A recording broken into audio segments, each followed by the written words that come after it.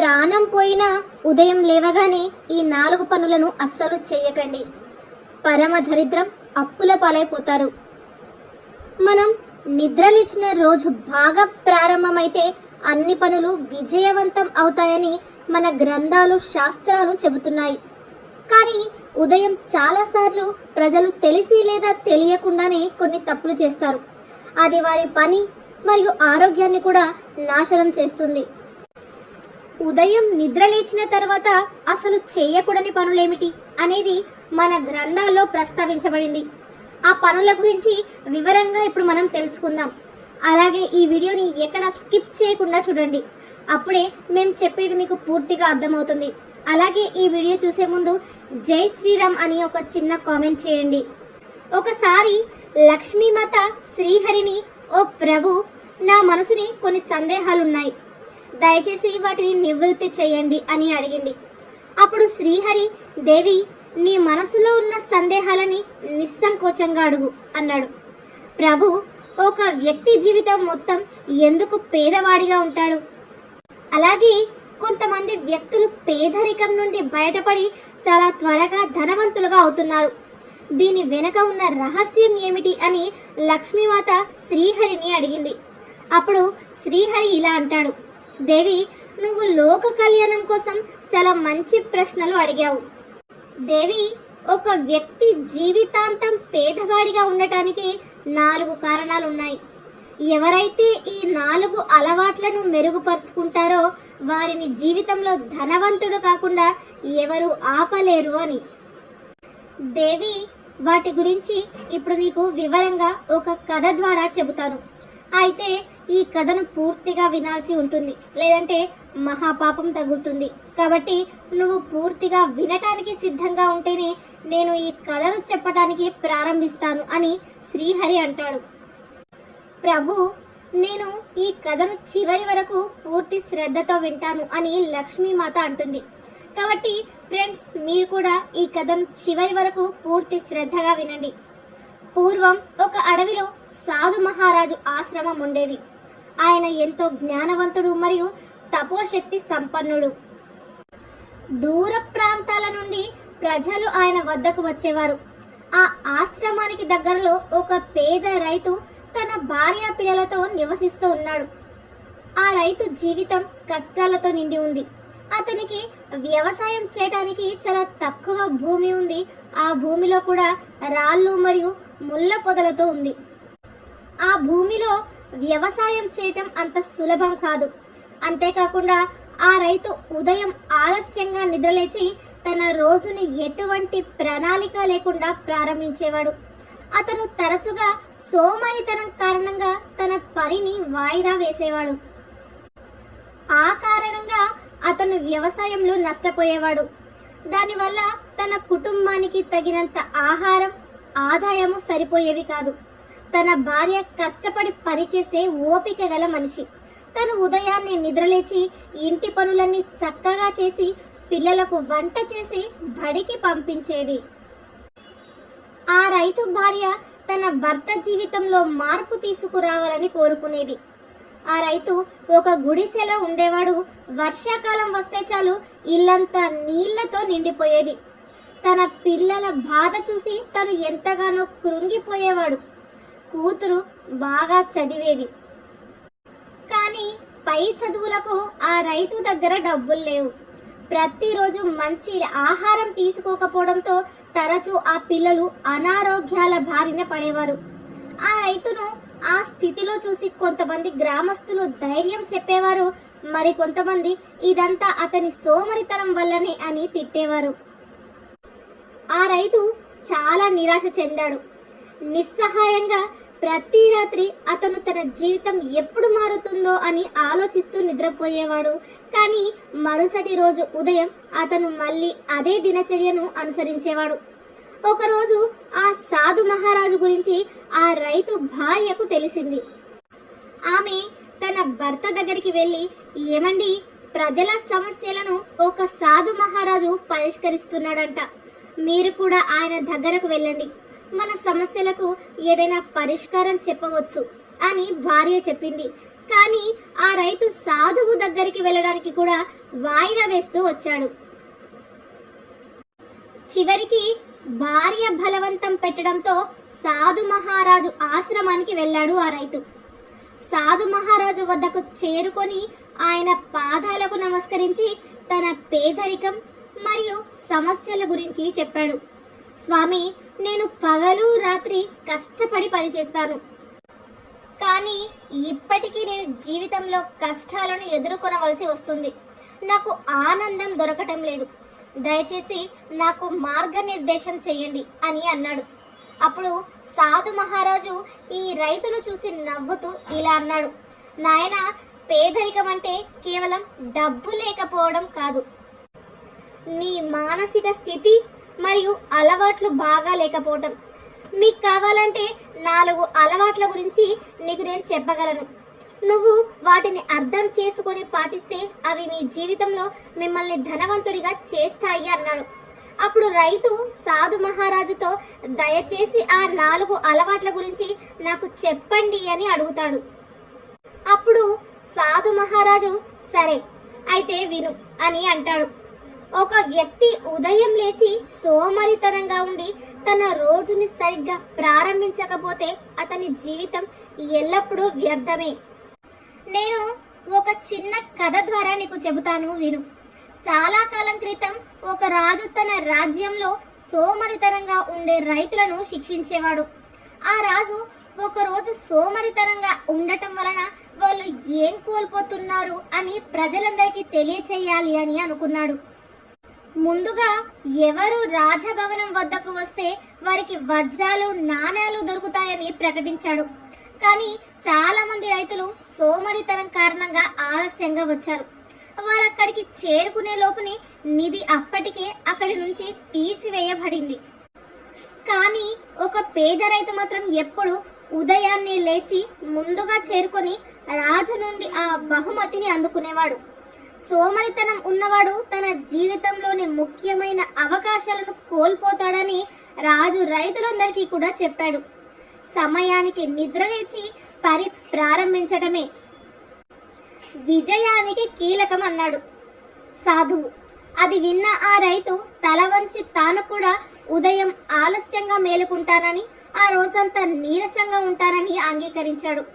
అప్పుడు సాధు మహారాజు అతనికి ఉదయాన్నే నిద్రలేచి ఆ రోజును ప్రారంభించమని సలహా ఇచ్చాడు.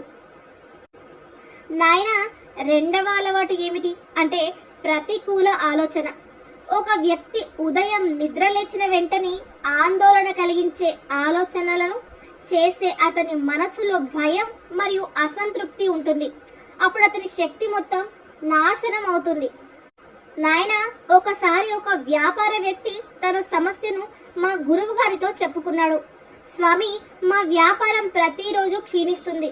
నాకు అర్థం కావటం లేదు, ఇలా ఎందుకు జరుగుతుందో అర్థం కావటం లేదని చెప్పుకున్నాడు. అప్పుడు మా గురువు గారు ప్రతిరోజు ఉదయం తన ఆలోచనలను గమనించమని చెప్పాడు. అతను ఒకరోజు వ్యాపారవేత్తకు ఫోన్ చేసి తెల్లవారక ముందే మీరు ఏమి ఆలోచిస్తున్నారని అడిగాడు. దానికి ఆ వ్యాపారవేత్త ఈ రోజు కూడా నష్టం జరుగుతుందని నేను అనుకుంటున్నా, కాబట్టి ఉదయాన్నే నెగటివ్ ఆలోచనలను చెయ్యకూడదు, ఆ రోజు కలిసి రాదు, ఏ పని జరగదు అని ఉదయాన్నే ఆలోచించకూడదు. ఆ జరగదు అలాంటి నెగటివ్ ఆలోచన వలన రోజంతా నెగటివ్గా అస్తవ్యస్తంగా ఉంటుంది. అలాగే సాధు మహారాజు ఇంకా ఇలా అన్నాడు. 3వ అలవాటు ఏమిటి అంటే క్రమశిక్షణ లేకపోవటం. ఒక వ్యక్తి తన సమయంలో క్రమశిక్షణను పాటించకపోతే తన పని ఫలితాన్ని ఎప్పటికీ పొందలేడు అని చెప్పి సాధు మహారాజు మరొక కథ చెప్పాడు. ఒక యువ శిష్యుడు తన గురూజీని నేను నా జీవితంలో ఎలా విజయం సాధించగలని అడిగాడు. గురువుగారు ఇలా జవాబిచ్చారు. ప్రతి ఉదయం సూర్యోదయానికంటే ముందే మేల్కొని ధ్యానం చేసి మీ రోజును ప్లాన్ చేసుకోండి అని చెప్పాడు. అప్పుడు మొదట్లో కొన్ని రోజుల పాటు స్వామీజీ చెప్పినట్టుగానే చేశాడు.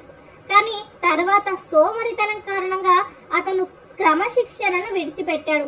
అప్పుడు గురువు శిష్యుడిని పిలిచి విజయం కేవలం కష్టపడి పని చేయడం వల్ల మాత్రమే రాదని, నిబద్ధత మరియు క్రమశిక్షణ నుండి కూడా వస్తుందని వివరించాడు. మీరు మీ సమయాన్ని గౌరవించకపోతే కాలం కూడా మిమ్మల్ని గౌరవించదు, ఊహించని కష్టాలను అనుభవించేలాగా చేస్తుంది. ఆ శిష్యుడు తన గురువుకి విధేయత చూపి తన జీవితాన్ని క్రమశిక్షణతో వ్యవస్థీకరించుకున్నాడు. క్రమంగా అతను తన కష్టాన్ని, లక్ష్యాలు అన్నింటినీ కూడా సాధించాడు. తన దినచర్య అస్తవ్యస్తంగా ఉందని మరియు తన పనిలో నిర్లక్ష్యంగా ఉన్నానని గ్రహించాడు. క్రమశిక్షణను పాటిస్తారని సాధు మహారాజుకు వాగ్దానం చేశాడు. మహారాజు 4వ అలవాటు గురించి ఇలా చెప్పాడు: మీరు ప్రతిరోజు ఏదైనా కొత్తగా ప్రారంభించి దాన్ని పూర్తి చేయకపోతే మీ జీవితం ఎల్లప్పుడూ అసంపూర్ణంగా ఉంటుంది. దీనిని బాగా అర్థం చేసుకోవడానికి అతను మరొక కథ చెప్పాడు. ఒక వ్యక్తి తన గ్రామంలో ఒక అందమైన తోటను నాటాలని కలలు కన్నాడు. అతను చాలా చెట్లను నాటాడు, కానీ అతను వాటిని పట్టించుకోలేదు. అతను ప్రతిరోజు ఒక కొత్త మొక్కను నాటాడు, కానీ పాత మొక్కలకు నీరు పెట్టడం మర్చిపోయాడు. కొన్ని రోజులకు ఆ మొక్కలన్నీ కూడా ఎండిపోయాయి. అప్పుడు అతను ఒక రోజు సాధు మహారాజు దగ్గరికి వెళ్ళి, నేను ప్రతిరోజు ఒక కొత్త మొక్కను నాటాను, కానీ నేను ఎందుకు విజయం సాధించలేదు అని అడుగుతాడు. మహారాజు దానికి సమాధానంగా ఇలా చెప్పాడు: అస్థిరతో జీవితాన్ని గడిపే వ్యక్తి తన లక్ష్యాన్ని ఎప్పటికీ చేరుకోలేడని అన్నారు. మీ కలలను నెరవేర్చుకోవడానికి స్థిరత్వం మరియు దృష్టి అవసరం. ఆ రైతు కూడా చాలా పనులు ప్రారంభించేవాడు, కానీ వాటిని ఎప్పటికీ పూర్తి చేసేవాడు కాదు. ఇలా మహారాజు మాటలు ఆ రైతు జీవితంపై లోతైన ప్రభావాన్ని చూపాయి. అతను తన హృదయపు అలవాట్లను మార్చుకోవాలని నిర్ణయించుకున్నాడు. సాధు మహారాజుకు వాగ్దానం చేశాడు: ఈ రోజు నుంచి నా అలవాట్లను మార్చుకుంటాను అని అన్నాడు. ఆ రైతు ప్రతిరోజు ఉదయాన్నే నిద్రలేచి పూర్తి అంకిత భావంతో తన రోజును ప్రారంభించాడు. అలాగే ధ్యానము అతనికి మానసిక ప్రశాంతతను ఇచ్చింది. అతని ఆలోచన సానుకూలంగా మారింది. తన రంగంలో పని చేయటానికి రోజువారీ దినచర్యను ఏర్పరచుకున్నాడు. క్రమశిక్షణ ముఖ్యమని ఆ రైతు కూడా నేర్చుకున్నాడు. ఇదే అతని పురోగతికి ప్రధాన కారణమవుతుంది. ప్రతిరోజు తన పొలంలో 8 గంటల పాటు పని చేయాలని నిశ్చయించుకున్నాడు. ఆ తర్వాత తన కుటుంబంతో సమయం గడపాలని ఈ విధంగా అతను నిర్ణయించుకున్నాడు. వారంలో కొత్త పంటను నాటడం లేదా తన ఇంటిని శుభ్రం చేయడం వంటి చిన్న చిన్న లక్ష్యాలను నిర్దేశించుకున్నాడు. ప్రతిరోజు తన లక్ష్యాన్ని నెరవేర్చుకోవటంలో నిమగ్నం అయ్యాడు. క్రమంగా ఆ రైతు జీవితంలో మార్పును చూడడం ప్రారంభించాడు. అతని పంట బాగా పండటం ప్రారంభమైంది. గ్రామస్తులు అతని కృషిని ప్రశంసించడం ప్రారంభించారు. అతను తన సంపదతో తన పిల్లలను చదివించాడు. అలాగే అతను ఒక కొత్త ఇంటిని కట్టుకున్నాడు. రైతు తన బైక్ రిపేర్ చేయించుకొని తన భార్య కోసం కొత్త గ్రైండర్ని కొన్నాడు. దానితో ఆమె ఇంటి పనులన్నీ సులభతరమయ్యాయి. రైతు జీవితం అప్పుడు పూర్తిగా మారిపోయింది. ఒకప్పుడు అతని సోమరిపోతు అని పిలిచే గ్రామస్తులు కూడా ఇప్పుడు అతన్ని ప్రశంసించడం ప్రారంభించాడు. రైతు భార్య కూడా తన భర్త కొత్త అలవాట్లను చూసి ఎంతో ఆనందపడింది. ఇప్పుడు ఆ రైతు తన కుటుంబంతో సంతోషకరమైన జీవితాన్ని గడుపుతున్నాడు. సాధు మహారాజు చెప్పిన ఆ 4 అలవాట్లు రైతు జీవితాన్ని పూర్తిగా నిర్దేశించాయి. అతను తన పేదరికం నుండి బయటపడడమే కాకుండా మనసు మరియు ఆత్మ నుండి కూడా బయటపడటానికి ఒక మార్గాన్ని కనుక్కున్నాడు. మనం ఉదయం పూట తెలిసి లేదా తెలియకుండానే చేసే కొన్ని పనులు మనకు ఆటంకం కలిగిస్తాయి. ఇది మీ ఆరోగ్యంపై కూడా ప్రభావం చూపిస్తుంది. ఉదయం నిద్రలేచిన తర్వాత అసలు చేయకూడని కొన్ని పనుల గురించి శాస్త్రాల్లో ప్రస్తావించబడ్డాయి. లేకపోతే అదృష్టానికి బదులుగా దురదృష్టం నీడలా వెంటాడుతుంది. మరియు ఆనందానికి బదులుగా దుఃఖ పర్వతం వెంటాడుతూ ఉంటుంది. కుటుంబంపై చెడు ప్రభావం పడుతుంది. ఉదయం పొరపాటున కూడా చేయకూడని ఆ పనులేమిటో ఇప్పుడు మనం తెలుసుకుందాం. ఉదయం లేవగానే చాలా మంది అద్దంలో తమ ముఖాన్ని చూసుకుంటూ ఉంటారు. ఇది వాస్తు శాస్త్రం ప్రకారం చాలా ప్రమాదకరమైనది. చెడు సంకేతాలకు దారి తీస్తుందని చెప్పబడింది. కాబట్టి ఉదయం నిద్ర లేవగానే ముందుగా మీ అరచేతులను చూసుకోండి. ఆ తర్వాత దేవుడి ఫోటోలు చూడండి. ఇది చాలా శుభప్రదంగా చెప్పబడింది. ఇలా చేయడం వలన రోజు బాగా ప్రారంభం అవుతుంది. రెండవది, ఒక వ్యక్తి యొక్క అదృష్టం మూసి ఉన్న ఇంటితో ముడిపడి ఉంటుంది. ఇంటి ముందు మూసి ఉన్న ఇల్లు రాబోయే చెడు కాలాలను సూచిస్తుంది.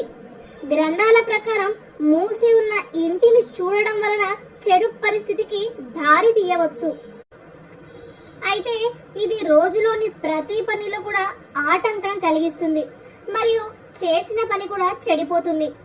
ఇక మూడవది, ఉదయం నిద్ర లేవగానే మురికి పాత్రలను చూడటం వలన ప్రతికూల శక్తి వస్తుంది. శాస్త్రాల ప్రకారం రాత్రి వంటగది శుభ్రం చేసిన తర్వాతనే నిద్రపోవాలి.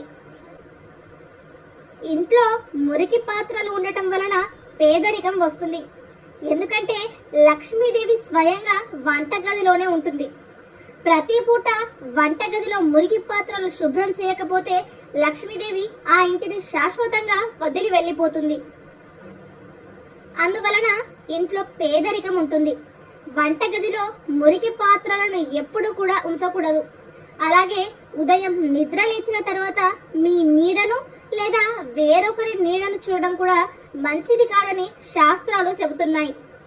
నీడను చూడడం చెడు సంకేతకంగా పరిగణించబడుతుంది. నీడను చూడటం వలన ఒక వ్యక్తిలో ఉద్రిక్త మరియు భయం ఏర్పడుతుంది.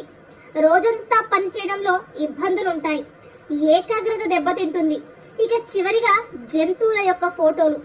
మీరు నిద్ర లేవగానే హింసాత్మక అడవి జంతువుల ఫోటోలు చూడకూడదు. అది కూడా అశుభంగా కూడా పరిగణించబడుతుంది.